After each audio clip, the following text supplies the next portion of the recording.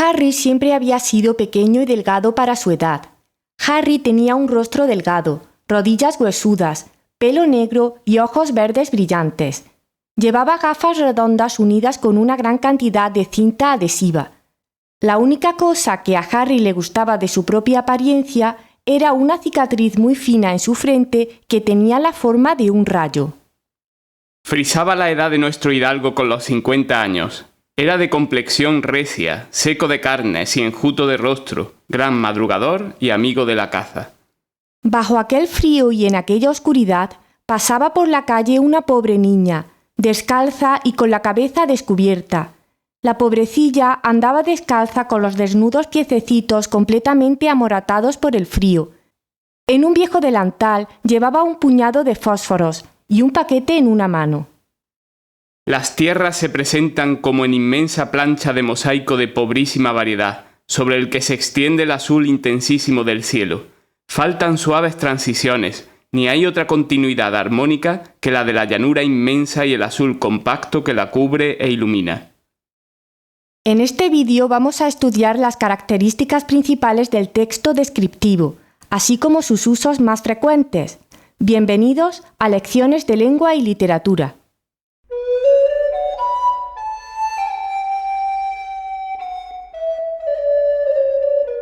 Podemos definir el texto descriptivo como aquel que nos muestra las características y detalles de una persona, de un ser vivo, de un objeto, de un paisaje o cualquier otro elemento.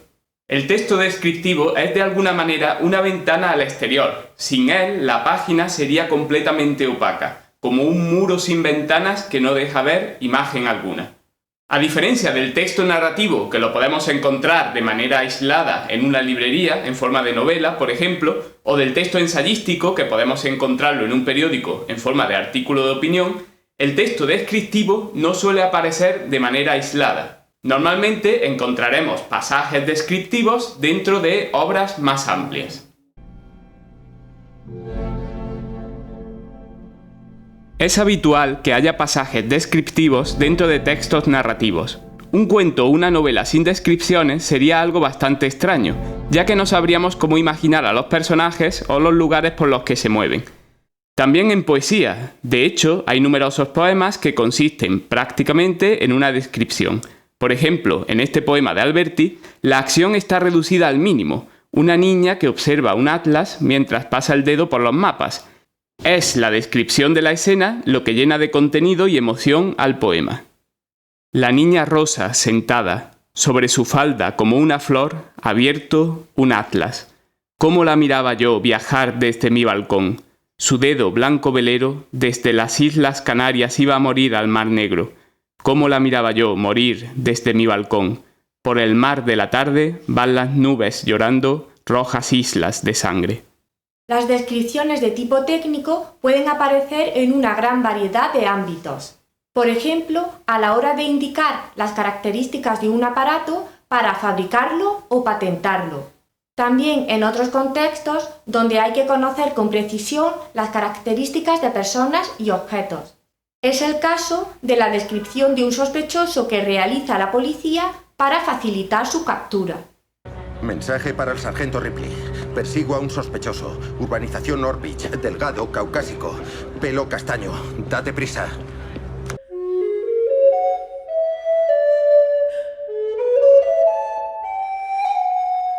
Podemos dividir las descripciones en objetivas o técnicas y subjetivas o literarias.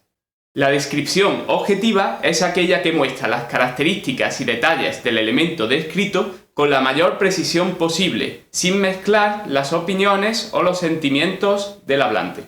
Es como si el lenguaje escaneara el objeto para crear la imagen más fiel del mismo. Por el contrario, la descripción subjetiva es aquella en la que el autor introduce sus propios sentimientos y valoraciones. Es la más habitual en los textos narrativos.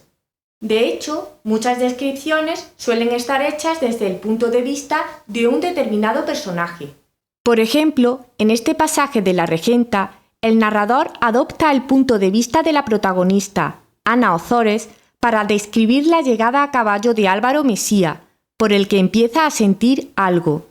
Los adjetivos exagerados para describir el aspecto del caballo y la maestría del jinete son propios de la descripción subjetiva.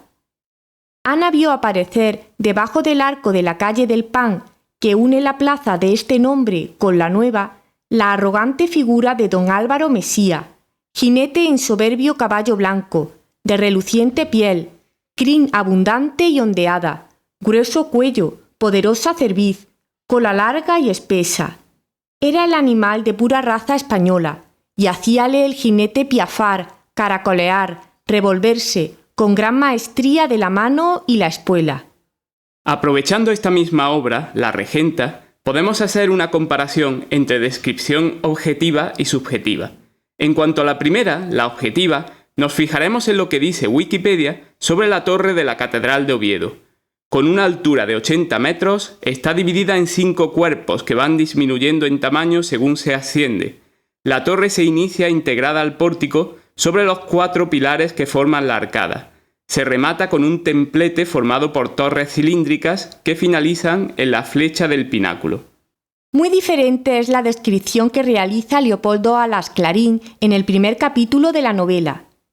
La vista no se fatigaba contemplando horas y horas aquel índice de piedra que señalaba al cielo.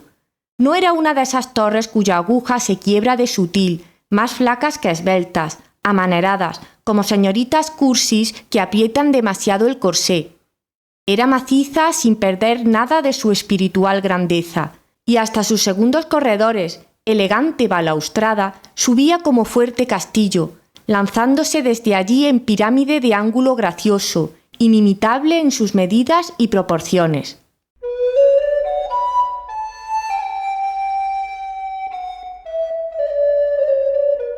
La descripción de lugares y objetos, como hemos visto en el ejemplo de la torre de la catedral, puede ser tanto objetiva como subjetiva. Algo importante a la hora de describir estos elementos es el orden espacial.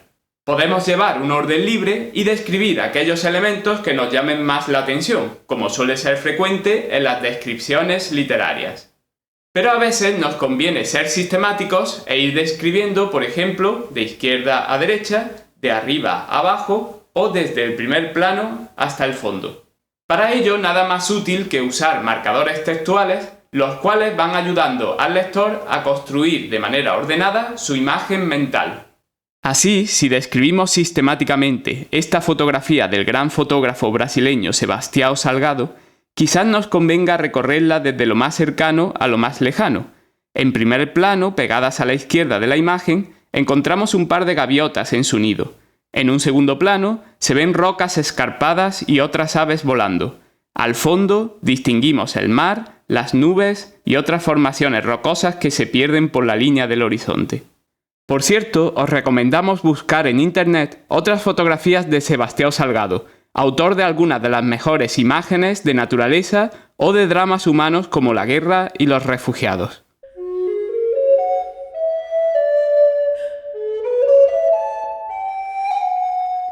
La descripción de personas tiene la peculiaridad de que puede dividirse en 2 planos, físico y psicológico. Al primero se le conoce como prosopografía y al segundo como etopeya. Sin embargo, normalmente suelen aparecer combinados en un mismo texto al que se denomina retrato del personaje.